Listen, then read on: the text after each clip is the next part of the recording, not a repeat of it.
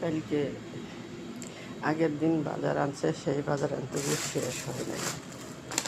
আবার কালকে বাজার আনছে, এটা 2 কার্টন, 3 ব্যাগ গাজর আনছে। এত বড় বড় 3 ব্যাগ গাজর আনছে। এই এই ঝাল আনছে 2 কার্টন।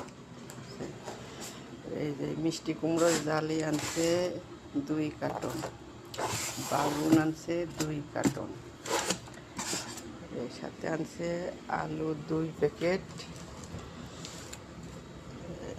পেঁয়াজ 2 প্যাকেট। পরে সব বাজার উঠো দিয়ে আমার হয়ে গেছে কত জানেন, এই 1টা বাজছে। পরে এগুলো থুয়ে আমি ছেলেকে ঘুমে আমি চোখে দেখছি না একেবারে। আগের 2 রাত ঘুমানো হয়নি। ম্যাডামরা ছিল, তারা গেছিল না, তারা ছিল। তারা থাকলে তো ঘুম হয় না, তারা থাকলে একটু পর ডাকতে রুমে গেলেই। আর মনে করো যে খাওয়ানোর তো সেলো মেশিন চলছেই, বুঝছেন। আল্লাহর মাগরিবের আজানও দেব, সব শুরু হবে খাওয়া। একটা বানাচ্ছে, একটা ফুরোচ্ছে, একটা বানাচ্ছে, একটা ফুরোচ্ছে।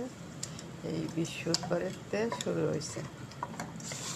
বৃহস্পতিবার, শনিবার, রবিবার পর্যন্ত। আজকে মনে হয় আইব সন্ধ্যার সময় সব।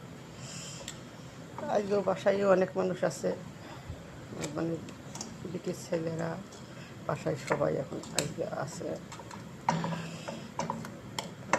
এই হচ্ছে কাহিনী। মানুষ কয় বিদেশ, কৃষির বিদেশ, আর কৃষির বিদেশের ডাক্তার। অনেকে বিদেশের ডাক্তার ভালো, বিদেশের ডাক্তার ভালো, দুনিয়ার টাকা পয়সা নষ্ট করে বিদেশে আসে। আমি তো মনে করি এখন যে বাংলাদেশের ডাক্তারই ভালো। আমাকে বাংলাদেশের ডাক্তার যে কোনো রোগ দেখে ওষুধ দেয়, 2 দিন খেলে সেরে যায়। আর এখানে যে কোনো রোগের ওষুধ দিব 3 মাস। 3 মাসের এই হলে আর ট্রিটমেন্ট চলবে না। 3 মাস ওষুধ খাওয়ার আগে, তারপরে আবার রক্ত পরীক্ষা করবে, ওষুধ ট্রিটমেন্ট করবে, যাই করবে, পরে আবার।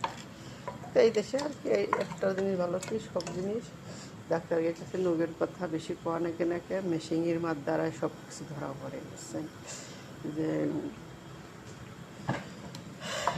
তোমার অসুখ হলে কী হয়েছে মেশিনের রক্ত পরীক্ষায় সব ধরা পড়ে যায়। এই একটা জিনিস ভালো।